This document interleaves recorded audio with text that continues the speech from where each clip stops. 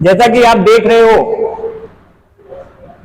पिछले जो टर्म पर हम लोगों ने वीडियो जो दिया था उसमें से तमाम ऐसे क्वेश्चंस हैं जो हूबहू वही क्वेश्चन जो है वो मैच कर रहे हैं। आज जो बच्चे जाकर परीक्षा देकर आ रहे हैं, तो जिसमें से 45 प्लस 48 49 क्वेश्चंस को टच कर राइट कर आ रहे हैं। ऐसे हम सीरीज लेकर एक बार फिर आपके सामने आ रहे हैं और आप सभी प्रतिभागी लोगों का वीडियो वाराणसी डिफेंस एकेडमी एक बार फिर स्वागत करता है। तो हम अपने साइंस क्वेश्चन के साथ एक बार पुनः आपके सामने आ रहे हैं। ये साइंस के क्वेश्चंस हैं। पहला क्वेश्चन जो यहां पर हम लोगों ने दिया कि मनुष्य के शरीर में हड्डियों की संख्या कितनी है, यानी हड्डियों की संख्या कितनी है भाई मनुष्य के शरीर में।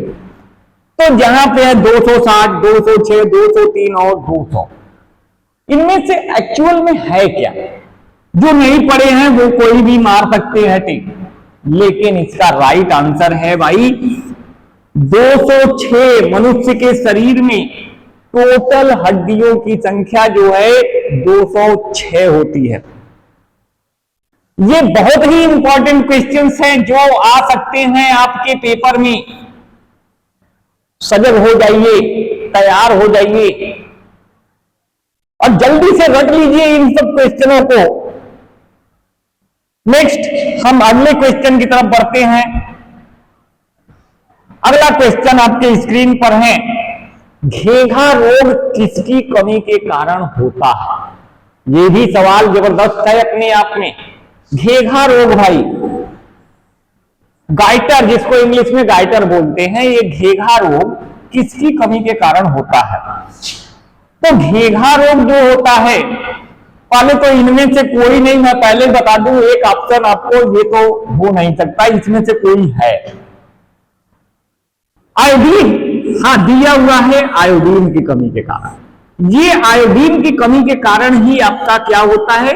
घेघा रोग होता है, गाइटर रोग होता है। कैल्शियम की कमी होगा तो आपकी हड्डियां कमजोर होंगी।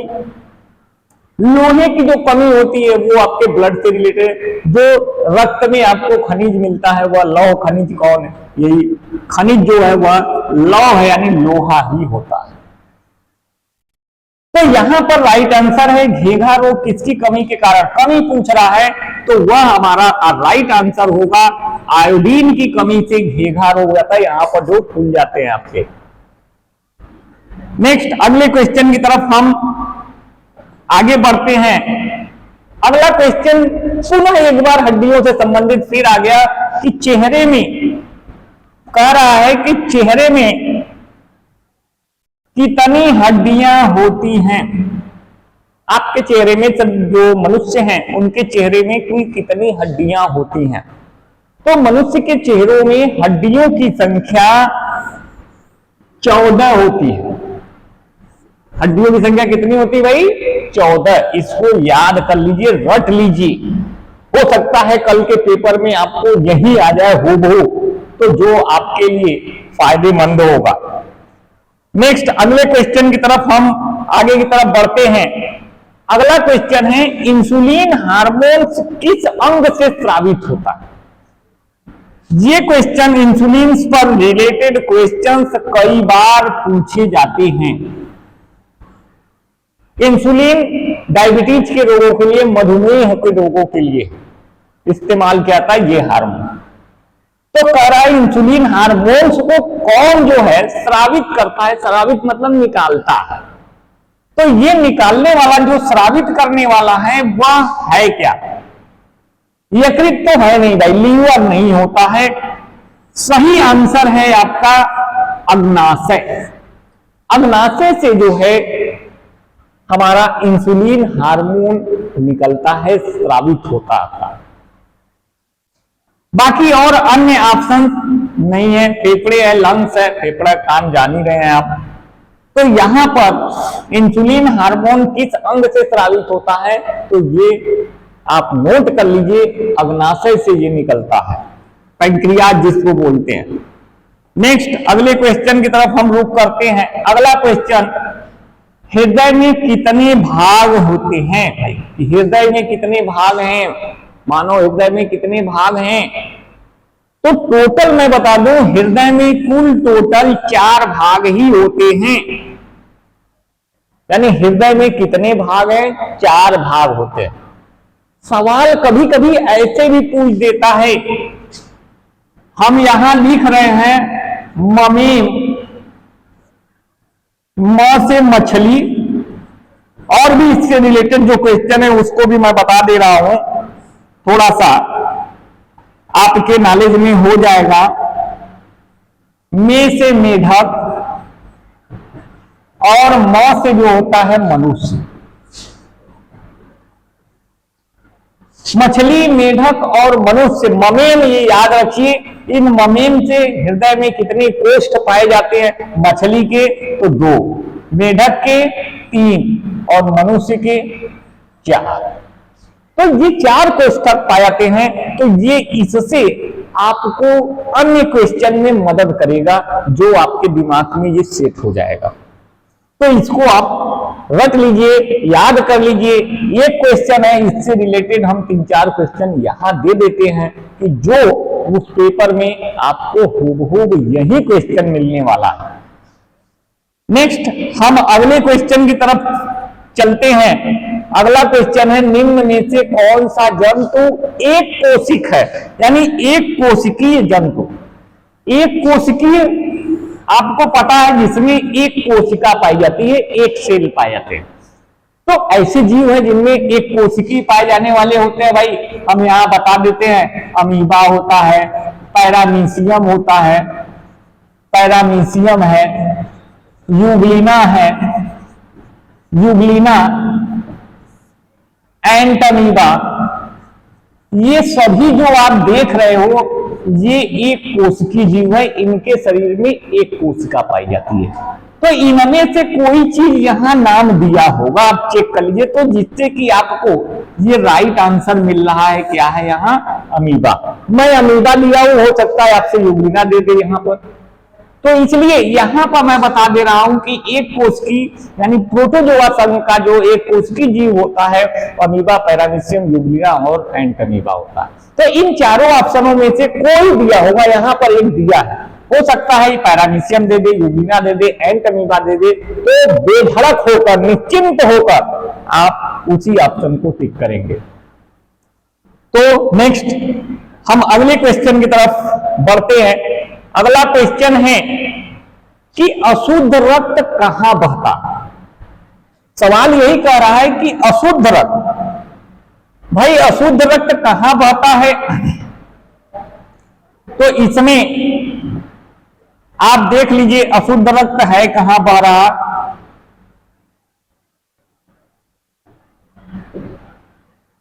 अशुद्ध रक्त आप देख रहे हो कहां बहता है? कारा धमनी में, सिरा में, गुर्दा में, फेफड़ा में। तो पहला हम ऑप्शन आपको बता दें कि गुर्दा और फेफड़ा में तो बहता ही नहीं, इसलिए ये 2 ऑप्शन हट गए। अब बचा ये 2 ऑप्शन, धमनी और सिरा। तो धमनी और सिरा अशुद्ध रक्त है क्या, इसके बारे में भी पहले ध्यान से सुन लीजिए। अशुद्ध रक्त और शुद्ध रक्त। अशुद्ध रक्त की बात करें, जिसमें अशुद्ध रक्त में कार्बन डाइऑक्साइड होता है, राइट? यानी अशुद्ध रक्त में कार्बन डाइऑक्साइड होता है, पाया जाता है। और शुद्ध रक्त में जो होता है, जो शुद्ध रक्त होता है, उसमें क्या पाया जाता है भाई? ऑक्सीजन मिलता है। इन्हीं कारण से बोला जाता है शुद्ध और अशुद्ध रक्त। तो यहां पर अशुद्ध रक्त बोल रहा है, कार्बन डाइऑक्साइड जो अवेलेबल होता है, उपस्थित होता है उस रक्त में। तो ऐसे कहां बहता है? तो ये हमारे वेन में, शिराओं में बहते हैं भाई। शिरा में अशुद्ध रक्त, और शुद्ध रक्त कहां बहेगा? धमनी में। ये भी क्वेश्चन याद रखिएगा, धमनी में शुद्ध रक्त जाता है और शिरा में कौन सा रक्त होता है? अशुद्ध रक्त होता है। इससे रिलेटेड दोनों क्वेश्चन में से कोई ना कोई क्वेश्चन आपसे हमेशा ये पूछता रहता है पेपरों में, तो आप थोड़ा सा ध्यान देकर इन सब क्वेश्चनों के ऊपर अपना जो है हम अगले क्वेश्चन की तरफ रुख करते हैं। अगला क्वेश्चन है जो सबको रक्त दे सकता है, फिर रक्त से रिलेटेड है। रक्त में देखिए रक्त वर्ग में आप देख रहे हो जो सबको रक्त दे दे उसका रक्त वर्ग क्या है। यानी रक्त वर्ग आप जान लीजिए, ए होता है, ए बी होता है, ए बी बी और ओ, ए बी ओ, ऐसे आप सीरीज में भी लिख सकते हैं। तो यहां पर हम देखें तो ए वक्त और बी, इनको छोड़ने के बाद आपके पास ए बी और ओ बचा। ओ को सर्वदाता बोलते हैं, इसको क्या बोलते हैं भाई, सर्वदाता। और ए बी जो होता है वह सर्वग्राही होता। ए बी सबसे ले सकता और ओ सर्वदाता यानी सबको दे सकता। तो यहां पर आपके जो क्वेश्चंस है वो आसानी से आपको मिल गए। इसका राइट आंसर क्या होगा, तो यहां पर राइट आंसर आप दाता है, सर्वदाता, यानी रक्त उसका रक्त वर्ग है जो रक्त दे सकता है सबको, ए हो, ए बी हो, बी हो, ओ को सबको दे सकता है, तो वह है ओ। यानी राइट आंसर आपका बी हो गया। रक्त परिसंचरण की खोज विलियम हार्वे ने किया था, ये भी ध्यान से सुन लें। रक्त परिसंचरण की खोज विलियम हार्वे ने किया था। और रुधिर वर्ग का खोज, अब ध्यान रखिएगा कि रुधिर वर्ग का लैंडस्टीनर ने जो है रुधिर वर्ग का खोज किया था। ये बात ध्यान रखिए, हो सकता है इससे हटकर वो भी क्वेश्चन आपसे पूछे जा सकते हैं। तो जो सबसे इंपॉर्टेंट, वेरी वेरी इंपॉर्टेंट ऐसे क्वेश्चन से रिलेटेड आपके पेपरों में हमेशा पूछे जाने वाला ये प्रश्न बनता है। नेक्स्ट हम अगले क्वेश्चन की तरफ बढ़ते हैं अपने। अगला क्वेश्चन कह रहा है परमाणु की दूसरी कक्षा में अधिकतम इलेक्ट्रॉन कितने होते हैं। परमाणु की दूसरी कक्षा यानी कोई एटम है, जैसे आपने देखा कि सोडियम का परमाणु क्रमांक 11, तो इसका जो विन्यास होगा पहली कक्षा में 2, दूसरे में 8, तीसरे में 1। तो यानी दूसरी कक्षा क्या है भाई, पहली कक्षा ये हो गई, दूसरी ये हो गई, तीसरी ये, 3 कक्षा निर्माण हुआ। तो कह रहा है कि परमाणु की दूसरी कक्षा में, तो दूसरी कक्षा में कितने इलेक्ट्रॉन हो सकते हैं अधिकतम, 8 इलेक्ट्रॉन हो सकते हैं। ऐसे आप बनाएंगे तो पहले में 2 थे और दूसरे में तब कट है, मैक्सिमम 8 इलेक्ट्रॉन रख सकते हैं। जब 8 इलेक्ट्रॉन रख सकते हैं तो उसका कक्षक पूर्ण हो जाता है, तब वह अगली कक्षा को स्टार्ट करता है। जैसा कि सोडियम को आपने दिखाया हम यहाँ पर, तो अगली कक्षा में 1 इलेक्ट्रॉन प्रवेश किया। सवाल दूसरा भी इससे बन सकता है भाई, कह रहा है परमाणु की दूसरी कक्षा यहां पूछ रहा है, तो दूसरी कक्षा में आंसर सही होगा 8, यानी 8 इलेक्ट्रॉन होंगे। अगर कहता कि पहली कक्षा में, तो पहली कक्षा में कितने इलेक्ट्रॉन होते भाई, 2 इलेक्ट्रॉन होते हैं। हमेशा याद रखिएगा पहली कक्षा में अधिकतम 2 इलेक्ट्रॉन ही भर सकते हैं, 2 से ज्यादा नहीं भरा जा सकता। इसलिए ये भी ध्यान रखिएगा कि पहली कक्षा अगर पूछे तो आप 2 इलेक्ट्रॉन याद रखिएगा, दूसरी कक्षा पूछे तो आप बोलेंगे 8 इलेक्ट्रॉन रख सकता है। ठीक दोस्तों, नेक्स्ट अगले क्वेश्चन की तरफ हम फिर आगे बढ़ते हैं। अब आगे फार्मूले से जुड़े कह रहा है क्लोरोफॉर्म का रासायनिक सूत्र क्या है। क्लोरोफॉर्म जो होता है यह एक निश्चेतक, क्लोरोफॉर्म निश्चेतक है। निश्चेतक मतलब बेहोश करने वाला, बेहोश कर देगा आपको भाई। ऐसा सुहा देंगे तो आप मूर्छा हो जाएंगे, बेहोश हो जाएंगे। तो ये क्लोरोफॉर्म होता है, जिसको निश्चेतक शब्द से इस्तेमाल भी कर कभी कभी लिखता है। तो ये क्लोरोफॉर्म का फार्मूला है क्या? पहला ऑप्शन देख रहे हैं तो ये मीथेन है। मीथेन इसको बोलते हैं तो मार्स गैस, या इसे मार्स गैस, तो ये मीथेन का हो गया, मार्स गैस हो गया, तो ये तो है नहीं भाई। Number 2 CHCl3। हाँ देखिए, CHCl3 जो होता है यह आपका मीथेन का फार्मूला, क्लोरोफॉर्म का फार्मूला।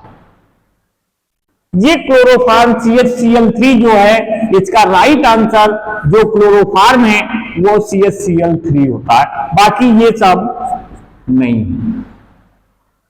तो ध्यान रहे, क्लोरोफॉर्म है क्या? क्लोरोफॉर्म एक निश्चेतक है और इसका फार्मूला CHCl3 होता है। नेक्स्ट अगले क्वेश्चन की तरफ हम आगे बढ़ते हैं। अगला क्वेश्चन आपके स्क्रीन पर कार्बन के अपरूप में दे रहा है। हमेशा पूछता होता है, ये भी वेरी वेरी इंपॉर्टेंट है भाई। क्वेश्चन रट लीजिए जो आ रहे हैं, इतना बताने के बाद भी क्वेश्चन हो सारे क्वेश्चन फंस रहे हैं। हम उन्हीं क्वेश्चन के समूह को ले आकर आपके सामने दे रहे हैं। आपको पढ़ लीजिए, रट लीजिए और तमाम क्वेश्चन आपको मिल जा रहे हैं। नेक्स्ट है कार्बन का अपरूप इनमें से कौन सा है? तो भैया जब अपरूप की बात करें तो कार्बन का अपरूप ध्यान रखे, एकर होला हीरा, जौन जौन हम कौन लिख देती, हीरा, ग्रेफाइट, हीरा, ग्रेफाइट और फुलेरीन। फुलेरीन ये तीन थे अपरूप होलन कार्बन का। और कार्बन हो का अधातु, तो एमन जवन ये सब हुई कुल अधातु हुई। इससे रिलेटेड ये क्वेश्चन भी आपसे पूछ सकता है, तो उसको भी हमने आपको बता दिया। तो हीरा देखिए आपको दिखाई दे रहा है, लेकिन ऑप्शन में आकर देखिए इन तीनों में से कोई है? हाँ भाई दिखाई दे रहा है, क्या है? हीरा। आपको इसमें राइट आंसर मिल गया। कार्बन का जो अपरूप है वह हीरा होता है।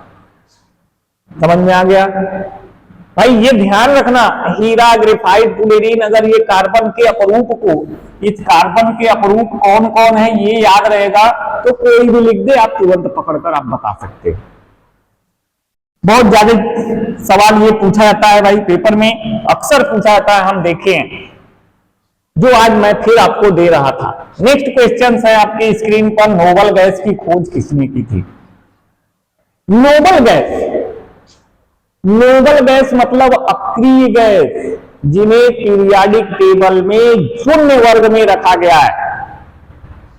हीलियम, नियान, आर्गन, हीलियम, नियान, आर्गन, टिप्टान, जेनान, रेनान, ये सभी शून्य ग्रुप में अक्रिय गैस या नोबल गैसेज होते हैं, जो किसी दूसरे गैसों से क्रिया नहीं करते। इनका अष्टक पूर्ण होता है।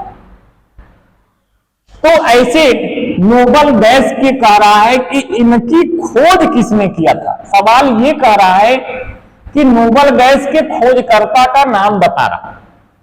तो इनके जो नामकर्ता हैं ये है भाई, एक में रहेगा विलियम नाम से, ये है नहीं, ये नहीं है, ये क्यूरी नहीं है।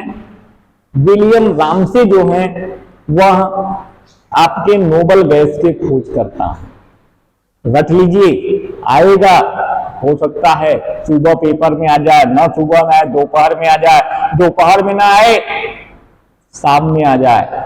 रट लेना, मिल जाएगा, फायदा आपका होगा। काम हम कर रहे हैं, फायदा आपका हो रहा है। हम भी आपको अगले क्वेश्चन की तरफ ले आते हैं। निम्न में भौतिक परिवर्तन है, दो परिवर्तन होला, एक भौतिक एक रासायनिक परिवर्तन। भौतिक परिवर्तन वो पदार्थ बनल ओके दूसरे में बदल दे, तो जब एक रूप से दूसरे रूप में गयल, तो दूसरे रूप से पुनः फिर वो पहला रूप में आ जाए, फिर पहला रूप ऐसे मिल जाए, तो वो ऐसा परिवर्तन भौतिक परिवर्तन। और रासायनिक परिवर्तन एक बार बन गल तो दोबारा पहले रूप में ना आए। जैसे दूध से दही बनना, तो दही से दूध नहीं बनेगा, ये रासायनिक परिवर्तन हो गया। बर्फ का जमना और बर्फ का पिघलना, ये भौतिक परिवर्तन में आता है। बर्फ पिघलेगा, पानी बनेगा, पानी को फिर गर्मा देंगे, ठंडा कर देंगे, तो वो आपका बर्फ मिल जाएगा। तो ये जो है आपका भौतिक परिवर्तन में आ गया। तो ठीक यहाँ पर भौतिक परिवर्तन है। तो निम्न में से भाई भौतिक परिवर्तन देखिए, मोमबत्ती का जलना, ये रासायनिक परिवर्तन है। कौन सा परिवर्तन है? ये रासायनिक है। दहन भी रासायनिक है, ऑक्सीकरण भी रासायनिक है, ये रासायनिक परिवर्तन है भाई। तो बचा क्या? गलन, मेल्टिंग, पिघलना, ये जो है हमारा भौतिक परिवर्तन है यहां पर। तो राइट आंसर हो गया गलन, हमारा ये सही है, भौतिक परिवर्तन गलन होता है। नेक्स्ट अगले क्वेश्चन की तरफ हम चलते हैं। हाइड्रोजन बम का मूल सिद्धांत क्या है? हाइड्रोजन बम का जो मूल सिद्धांत है, हाइड्रोजन बम, जैसा कि आप सूर्य देखे हो, सूर्य हमारा नाभिकीय संलयन पर आधारित होता है। ऊर्जा खत्म नहीं होती, बल्कि ऊर्जा डे बाय डे बढ़ती रहती है उसमें। तो नाभिकीय संलयन पर आधारित है। तो हाइड्रोजन बम किस पर हमारा सिद्धांत आधारित है? तो हाइड्रोजन बम का मूल सिद्धांत जो है वह है नाभिकीय संलयन। इसका राइट आंसर होगा नाभिकीय संलयन पर आधारित होता है। ठीक इसका एग्जाम्पल आपको हमने सूर्य दे दिया, सन दे दिया। नेक्स्ट अगले क्वेश्चन की तरफ हम रुक करते हैं। अगला क्वेश्चन है ट्राइट्रियम 1H। ये 1H टाइट्रियम का जो है, इसको 1H3 ऐसे कर लीजिए। ये टाइट्रियम है कि नाभिक में न्यूट्रॉनों की संख्या पूछ रहा। तो भैया जब न्यूट्रॉनों का संख्या पूछा, ऐसे दिले रखे कोई कपरवा पर रहा, एक के बदलिया में रहा, तो करे का ओकरे कपरवा वाले में से ओकरे बदलिया वाले के घटा दिया। तो 3 में से 1 के घटा दे तो कितना मिलेगा? 2। तो जब न्यूट्रॉनों का संख्या पूछे तो देखा भाई ऑप्शन कहां मिल जाएगी? 2 सही हो जाएगा। ठीक है, तो इस तरह से ट्राइट्रियम के नाभिक में न्यूट्रॉनों की संख्या कितनी होगी? तो इसका सही ऑप्शन है, सही सवाल है का ऑप्शन है 2 इलेक्ट्रॉन होगा। क्लियर होगा भाई? यानी इसके ऊपर वाले सिर पर से इसके पैर वाले जो बगल में है, इसको आप उसमें से ऊपर में वाले में से नीचे वाले को घटा देंगे तो न्यूट्रॉनों की संख्या आपको मालूम हो जाएगी। तो न्यूट्रॉनों की संख्या क्या होगी ये आपको पता चल जाएगा। ठीक भाई। नेक्स्ट अगला क्वेश्चन, सबसे हल्की धातु, ये भी हमेशा पूछता रहता है, कभी कभी पूछता है सबसे भारी। तो यहां पहले हल्की पूछा है, तो सबसे हल्का कौन है भाई? सबसे हल्की धातु, ये धातु है सबसे हल्की। तो सबसे हल्की धातु देखिए हमारा क्या होता है? लिथियम। याद कर लीजिए, रट लीजिए, लिथियम सबसे हल्की और सबसे भारी भी बता दे रहे हैं ऑस्मियम। ऑस्मियम जो है ये सबसे भारी है, ध्यान रखना। ऑस्मियम सबसे भारी धातु है और सबसे हल्की धातु क्या है? लिथियम है। रट लेना, याद कर लेना। यही आपको हमेशा पूछेगा, जहां पर आप कंफ्यूज हो आप सीधे से हमारे इस वीडियो में बने रहें। आपके सारे सवाल, सारे क्वेश्चंस का जवाब यहां दिया जाएगा। दूसरी चीज, इतने सारे क्वेश्चंस को मैं दे दूंगा, बता दूंगा कि क्वेश्चन 15 में 15 फंसा देते हैं, 12-13 तो मिनिमम है। उससे ज्यादा ही हमारे क्वेश्चन फाइट करते हैं। जैसा कि आप लोग भी एग्जाम दे रहे हो और देख रहे हो। नंबर नेक्स्ट, किसकी भेदन क्षमता सबसे अधिक है? भेदन क्षमता मतलब अधिक हो एकर जो सबसे ज्यादा छेद कर दे, तो जेकर वेग ज्यादा हुई वह सबसे ज्यादा भेदन क्षमता हुई। तो वेग किसका सबसे ज्यादा अधिक होता है भाई? सबसे ज्यादा वेग होता है गामा किरण का। तो गामा किरण की भेदन क्षमता सबसे अधिक होती है। इसकी भेदन क्षमता सबसे अधिक हो गई, सबसे कम वेग अल्फा को होला, ए से ज्यादा बीटा का और सबसे ज्यादा गामा का। गामा को इसको बोलते हैं चुंबकीय तरंगे, विद्युत चुंबकीय तरंगे इसे बोलते हैं। इसे विद्युत चुंबकीय तरंगे कहते हैं भाई गामा किरणों को, ये भी याद रखना। इसलिए यहां पर ऑप्शन आपका सही हो जाएगा सी ऑप्शन, यानी गामा किरण। ऐसे जो लिखा है इसको गामा पढ़ते हैं, याद रखिएगा। ये है अल्फा, इसको अल्फा बोलते हैं, और इसको जो है वह बीटा बोला जाता है। तो ये चीजें आप अपने दिमाग में कंसंट्रेट कर लीजिए कि भेदन क्षमता अगर पूछे तो सबसे अधिक किसका बताएंगे? गामा का, सबसे कम अल्फा का। ठीक। कभी कभी ये भी पूछता है बीटा बराबर कहेगा 2 अल्फा के, बीटा 2 अल्फा के बराबर होता है, दुगुने के, और जो गामा होता है ये होता है 3 अल्फा के बराबर। ये भी याद रखना है, कोई इसी में से भी पूछ देता है। और कभी कभी तो ये पूछता है अल्फा संबंधे बीटा संबंधे गामा बराबर क्या होता है? तो रट ले है 1 संबंधे 2 संबंधे 3 का अनुपात होता है। तो इससे रिलेटेड आपको तमाम क्वेश्चन मिल गए। नेक्स्ट क्वेश्चन की तरफ हम बढ़ते हैं। कह रहा है मैग्नीज का सूत्र क्या है? मैग्नीज का सूत्र आपसे पूछ रहा है, फार्मूला ऑफ मैग्नीज। तो मैग्नीज का फार्मूला ये देखिए भाई, ये मैग्नीशियम लिखल हो, ये मैग्नीशियम होला, और ये का है मैग्नीज। एक मैग्नीज का इलाज दोनों में ले आके लोग बहुत डिस्टर्ब हो जाला। तो डिस्टर्ब होने की बात नहीं है। Mg मैग्नीशियम, Mn मैग्नीज होता है।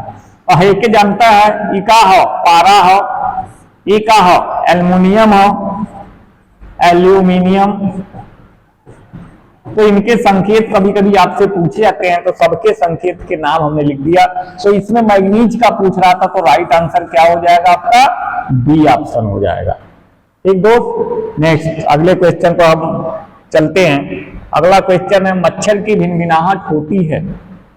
ये ध्वनि से रिलेटेड आ गया क्वेश्चन कि मच्छर का भिनभिनाहट, मच्छर का भिनभिनाहट, औरतों की आवाज पतली होती है, मच्छरों की आवाज भी पतली होती है। तो इसमें देख लो भाई मच्छर का आवाज का हुई भिनभिनाहट से ये पतली हुई। ध्वनि आवृत्ति पर डिपेंड करता है, उसका तारत्व जो होता है, जैसे जैसे आवृत्ति बढ़ेगी वैसे वैसे तारत्व बढ़ेगा। तो इस तरह से मच्छर की जो भिनभिनाहट है वह पतली ध्वनि होने के कारण होती है, जिससे आवाज कम आता है, मधुर आवाज आती है। ठीक उसी तरह से स्त्रियों की आवाज को भी कहता है तो उसकी पतली आवाज होती है। नेक्स्ट अगले क्वेश्चन में संवेग का मात्रक है।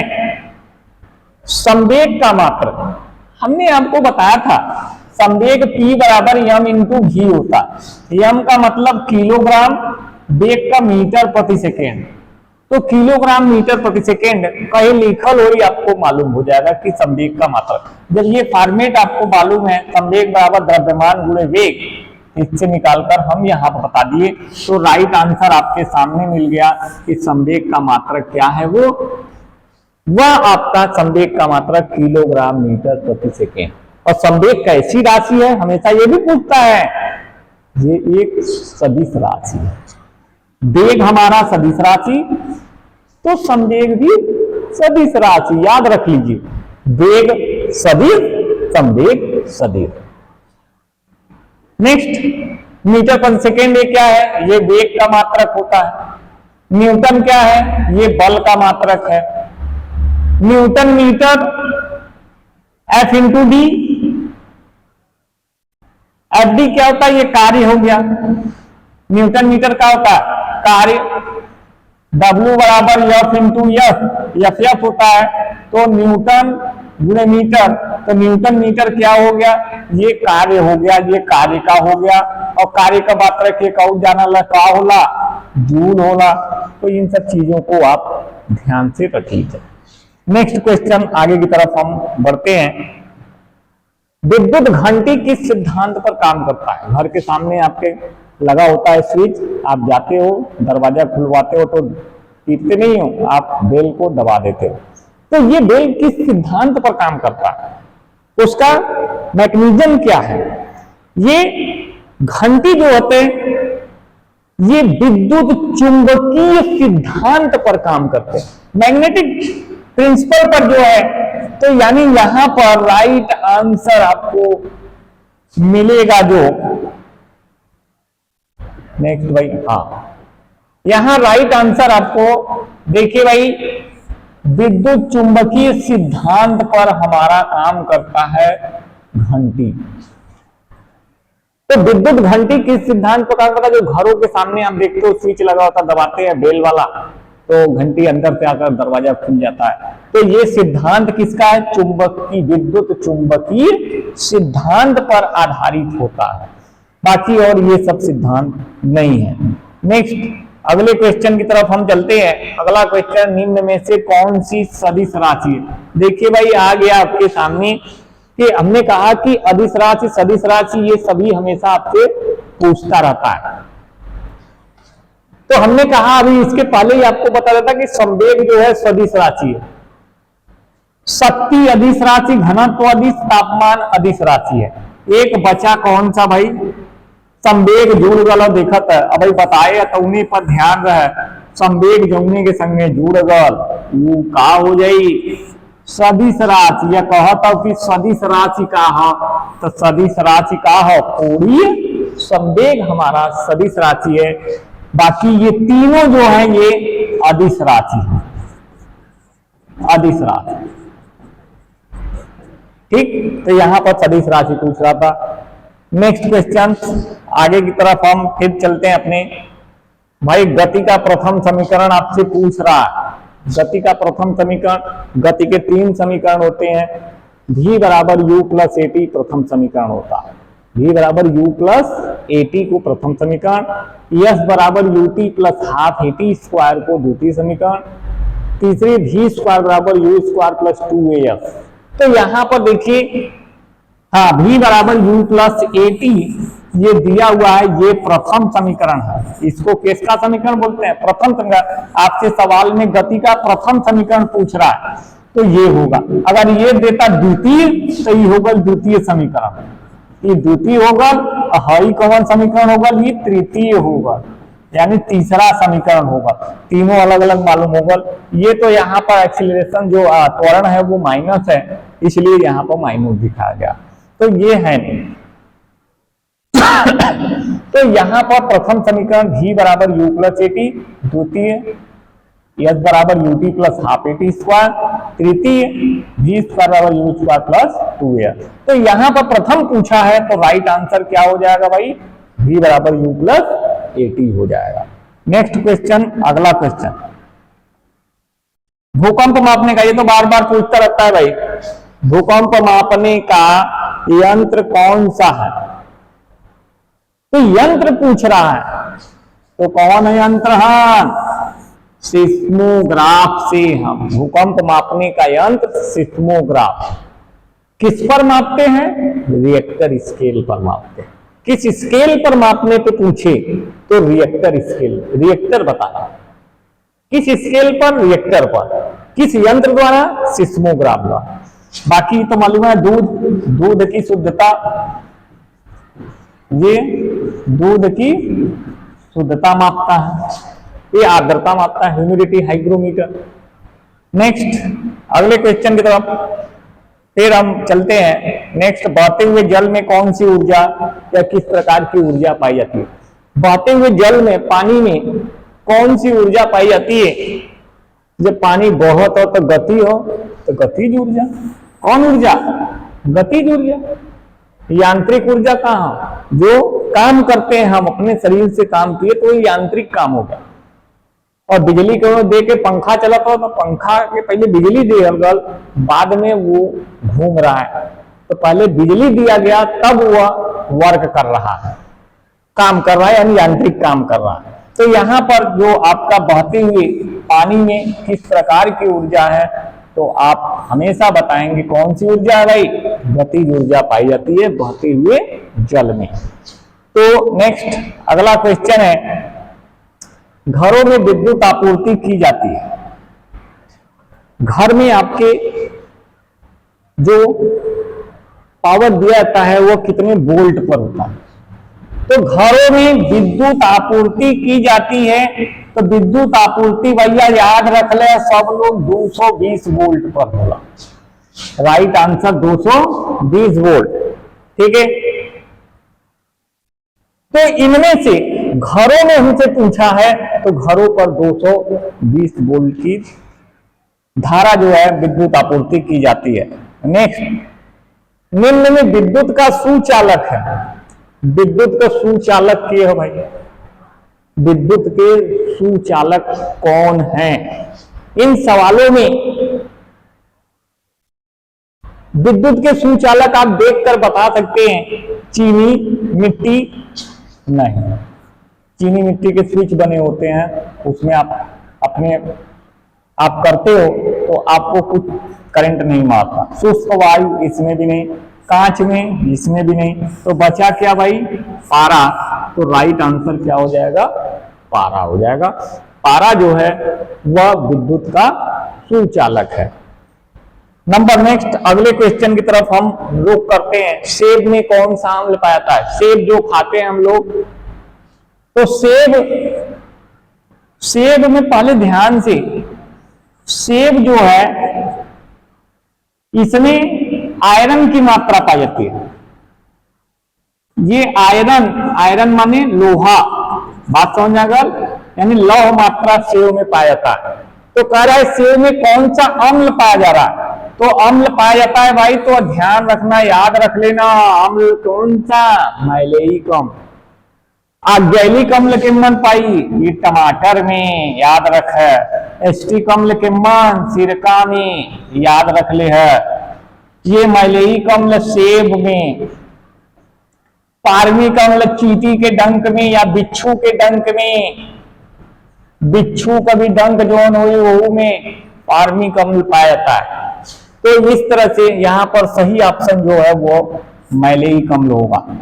नेक्स्ट अगले क्वेश्चन की तरफ हम रुख करते हैं। एक चालक तार की लंबाई बढ़ाने पर उस पर प्रतिरोध पर क्या प्रभाव पड़ेगा? जब तार का लंबाई बढ़ेगा तो प्रतिरोध हो बढ़ जाएगी, उसकी रेसिस्टेंस भी इंक्रीज कर जाती है।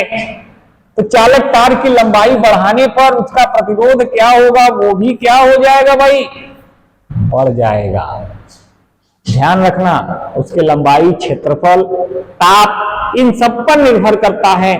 तो लंबाई बढ़ा रहा है तार का तो उसकी प्रतिरोध भी बढ़ जाएगा।